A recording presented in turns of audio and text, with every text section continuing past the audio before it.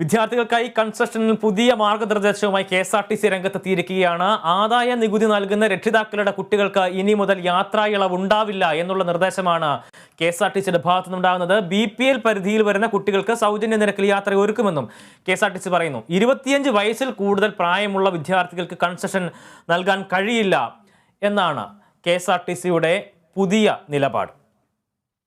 2016 മുതൽ 2020 വരെ 966.51 കോടി രൂപയുടെ അധിക ബാധ്യത ഉണ്ടായ സാഹചര്യത്തിലാണ് KSRTCയുടെ പുതിയ മാർഗനിർദ്ദേശം. ഈ തുക ലഭ്യമാക്കണമെന്നാവശ്യപ്പെട്ട് കോർപ്പറേഷൻ സർക്കാരിന് കത്ത് നൽകിയിട്ടുണ്ട്. നിലവിൽ KSRTC കടുത്ത സാമ്പത്തിക ബുദ്ധിമുട്ട് നേരിടുകയാണെന്നും വ്യാപകമായി അനുവദിച്ചു വരുന്ന സൗജന്യങ്ങൾ തുടരാൻ കഴിയില്ലെന്നും മാർഗരേഖയിൽ പറയുന്നു. സർക്കാർ അർദ്ധ സർക്കാർ കോളേജുകൾ, സർക്കാർ അർദ്ധ സർക്കാർ പ്രൊഫഷണൽ കോളേജുകൾ, ITCകൾ എന്നിവിടങ്ങളിലാണ് ആദായ നികുതി നൽകുന്നവരുടെ മക്കൾക്ക് ഇനി മുതൽ കൺസെഷൻ അനുവദിക്കില്ല. ബാക്കി കുട്ടികൾക്ക് കൺസെഷൻ അനുവദിക്കും. സ്വാശ്രയ കോളേജുകളിലെയും സ്വകാര്യ അൺഎയ്ഡഡ് സ്കൂളുകളിലെയും BPL പരിധിയിലെ മുഴുവൻ കുട്ടികൾക്കും സൗജന്യ നിരക്കിൽ കൺസെഷൻ അനുവദിക്കും. സെൽഫ് ഫിനാൻസ് കോളേജുകൾ, സ്വകാര്യ അൺഎയ്ഡഡ് സ്കൂളുകൾ എന്നിവിടങ്ങളിലെ കുട്ടികൾക്ക് 30% കൺസെഷൻ അനുവദിക്കും. യഥാർത്ഥ ടിക്കറ്റ് നിരക്കിന്റെ 35% തുക വിദ്യാർത്ഥിയും 35% തുക മാനേജ്മെന്റും ഒടുക്കണമെന്നാണ് KSRTC MD ബിജു പ്രഭാകർ ഇറക്കിയ സർക്കുലറിൽ പറയുന്നത്.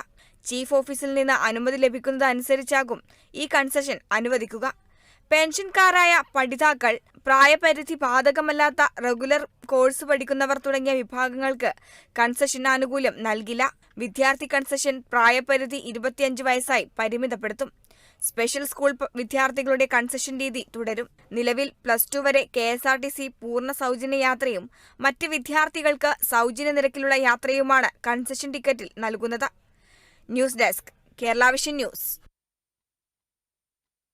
ഈ വാർത്തയുടെ കൂടുതൽ വിശദാംശങ്ങളുമായി KC ഉണ്ണികൃഷ്ണനുണ്ട് ന്യൂസ് ഡെസ്കിൽ നിന്ന്. ഉണ്ണി, ഈ KSRTCയുമായി ബന്ധപ്പെട്ട് എന്ത് വാർത്ത വന്നാലും വലിയ രീതിയിൽ അത് ചർച്ച ചെയ്യപ്പെടുന്ന ഒരു സാഹചര്യമാണ്.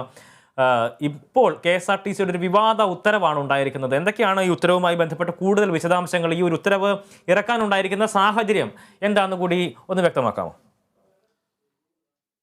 പൊതുഗതാഗത രംഗത്ത് ഏറ്റവും കൂടുതൽ ജനങ്ങൾ ആശ്രയിക്കുന്ന ഒരു സംവിധാനമാണ് KSRTC എന്ന് പറയുന്നത്. നമുക്കറിയാം, വളരെ ഉൾപ്രദേശങ്ങളിൽ പോലും കൂടുതൽ പ്രൈവറ്റ് ബസ്സുകൾ കുറവായ മേഖലകളിൽ പോലും ഇപ്പോൾ KSRTC വലിയ രീതിയിൽ തന്നെ സർവീസ് നടത്തുന്ന ഒരു സാഹചര്യം നിലവിലുണ്ട്.